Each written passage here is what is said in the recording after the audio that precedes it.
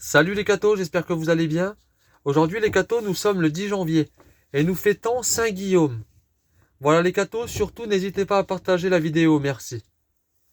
Saint-Guillaume, issu des anciens comtes de Nevers, vint au monde vers le milieu du XIIe siècle. Il fut élevé avec soin dans la crainte de Dieu.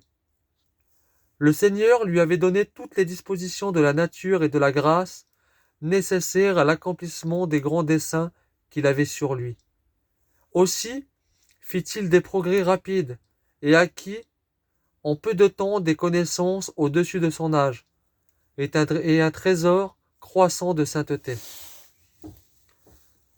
Le monde lui souriait avec sa gloire et ses plaisirs. Il renonça à tout. Il s'éloigna même des honneurs ecclésiastiques qui semblaient le poursuivre et s'enfonça dans la solitude d'un monastère. Non content d'avoir quitté le monde, il en perdit jusqu'au souvenir et vécut dans la présence continuelle de Dieu. Sa modestie, sa dévotion, sa régularité ranimaient la ferveur de ses frères. Il suffisait de le regarder au chœur ou à l'autel pour être embrasé du saint désir de marcher sur les traces. Il avait surtout un grand amour pour le Saint-Sacrement, près duquel il trouvait des délices. Et sa larme ne tarissait pas durant le saint sacrifice de la messe. Il fallut lui faire violence pour le nommer abbé de son monastère. Pourtant, il dut bientôt se résigner à monter plus haut et répondre à l'appel du ciel clairement manifesté. Sacré archevêque de Bourges, Guillaume montra dès le premier jour toutes les vertus des plus illustres pontifiés. Il demeura moine dans son palais, moine par l'habit, et plus encore par les austérités.